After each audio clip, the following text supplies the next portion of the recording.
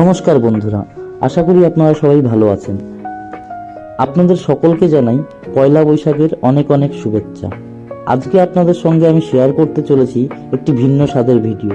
এই ভিডিওতে আমি আপনাদের সামনে তুলে ধরব কলকাতা বইমেলা প্রাঙ্গণে অনুষ্ঠিত হওয়া পয়লা পার্বণ উৎসবের বিভিন্ন তথ্য। তো ভিডিওটি স্কিপ না করে পুরো ভিডিওটা দেখুন, তাহলে সম্পূর্ণ তথ্য আপনারা জানতে পারবেন। এবং যারা পয়লা পার্বণ অনুষ্ঠানে উপস্থিত হতে পারেননি, তারা আমার এই ভিডিওটি দেখে জানতে পারবেন এবং দেখতে পারবেন কিভাবে এই পয়লা পার্বণ অনুষ্ঠান অনুষ্ঠিত হয়েছে কলকাতায়। তো দেরি না করে চলুন শুরু করা যাক। এই পয়লা পার্বণ উৎসবের বিভিন্ন তথ্য আপনাদের সামনে তুলে ধরি। এই পয়লা পার্বণ উৎসবে বিভিন্ন ধরনের ইভেন্ট হয়েছিল, কন্টেস্ট হয়েছিল এবং গেমিং জোন ছিল, ফুড কোর্ট ছিল এবং লাইভ কনসার্ট ছিল। এখন আপনাদের সামনে আমি তুলে ধরছি পয়লা পার্বণ অনুষ্ঠানে যে লাইভ শো হয়েছিল, সেই লাইভ শোর মধ্যে একটি ফ্যাশন শো হয়েছিল। এই ফ্যাশন শোতে বিভিন্ন পার্টিসিপেন্টরা পার্টিসিপেট করেছে এবং তারা তাদের ফ্যাশন শো এখানে করেছে। এবং এই ফ্যাশন শো তারা বাঙালিয়ানার ওপর ভিত্তি করে ফ্যাশন শো করেছে। আপনারা দেখতে পাচ্ছেন এই ফ্যাশন শোতে পুরোপুরি বাঙালিয়ানাকে তুলে ধরা হয়েছে এবং বাঙালিয়ানার ওপর ভিত্তি করে এই ফ্যাশন শোটি করা হয়েছে। এখানে আপনারা বাঙালিয়ানার বিভিন্ন চরিত্রকে এই ফ্যাশন শোর মাধ্যমে পার্টিসিপেন্টরা তুলে ধরেছে। এই মেয়েটি দেবী চৌধুরানীর চরিত্রে অভিনয় করেছে। সেরকমই আরও বিভিন্ন পার্টিসিপেন্টরা বিভিন্ন বাঙালিয়ানার যে চরিত্রগুলো আছে সেই চরিত্রগুলোকে উপস্থাপন করে ফ্যাশন শো করেছে। এটি হলো একটি টিম, এরকম টিম ওয়াইজ এখানে ফ্যাশন শো হয়েছে। আপনারা দেখতে থাকুন, তাহলে পরে পুরো ফ্যাশন শোর কিছুটা মুহূর্ত আপনারা এই পয়লা পার্বণ অনুষ্ঠানে অনুষ্ঠিত হয়ে যাওয়া কিছু দৃশ্য আপনারা দেখতে পাবেন।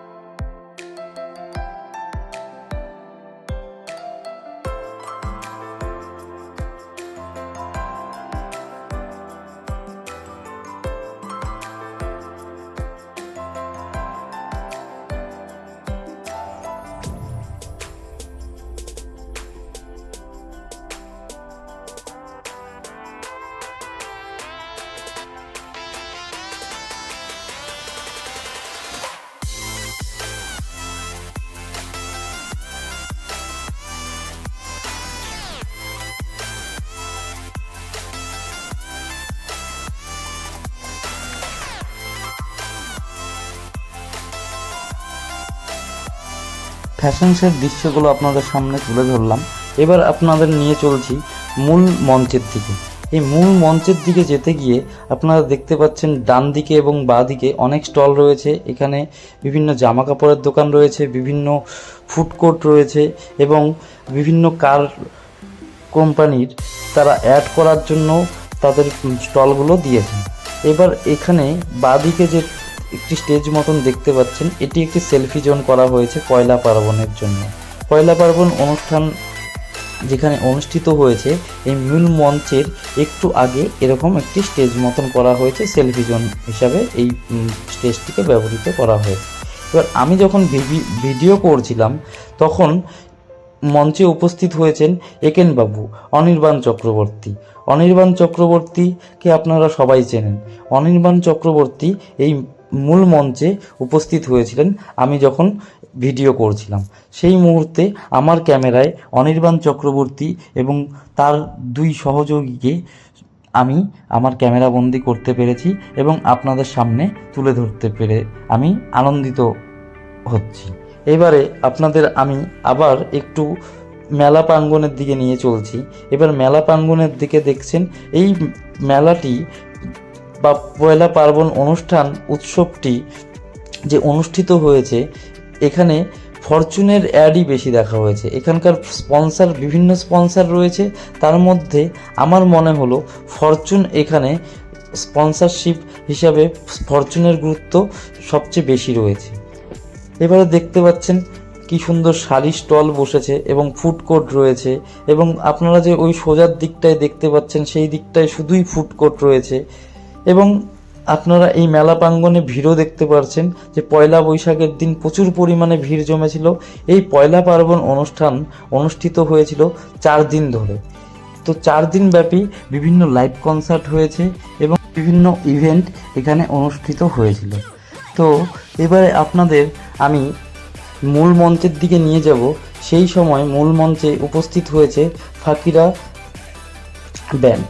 তো আপনাদের সঙ্গে ফাকিরা ব্যান্ডের লাইভ কনসার্টের কিছু মুহূর্ত আমি শেয়ার করব। আপনারা ভিডিওটি না স্কিপ করে পুরোটা দেখুন এবং আপনারাও দেখতে পারবেন যারা এই অনুষ্ঠানে উপস্থিত হতে পারেননি, তারা আমার এই ভিডিওর মাধ্যমে ফাকিরার লাইভ কনসার্ট দেখতে পাবেন। তো আপনাদের কাছে আমি অনুরোধ করব ভিডিওটি আপনারা স্কিপ না করে পুরোটা দেখুন। এবার আপনাদের জানিয়ে রাখি, এই পয়লা পার্বণ উৎসবে উপস্থিত ছিলেন Fakira band, Fossils band, Cactus band, Chandrabindoo band এবং ইমন চক্রবর্তী, এবং আপনারা দেখতে পেলেন একেনবাবুও এখানে উপস্থিত ছিল। এই পয়লা পার্বণ উৎসবে আপনারা যদি কেউ গিয়ে থাকেন তাহলে আপনারা অবশ্যই জানবেন এখানে টিকিট কেটে যেতে হতো। টিকিট মূল্য ছিল 99 রুপিস ফর নর্মাল টিকিট এবং 299 rupees for VIP ticket. Ticket offline online দুভাবেই পাওয়া যাচ্ছিল। যারা অফলাইনে টিকিট কেটেছেন তাদের এই বইমেলা প্রাঙ্গণে এসে টিকিট সংগ্রহ করতে হয়েছে এবং যারা অনলাইনে টিকিট কেটেছেন তাদের জোম্যাটো ডিস্ট্রিক্ট অ্যাপ থেকে তাদের টিকিট কাটতে হয়েছে।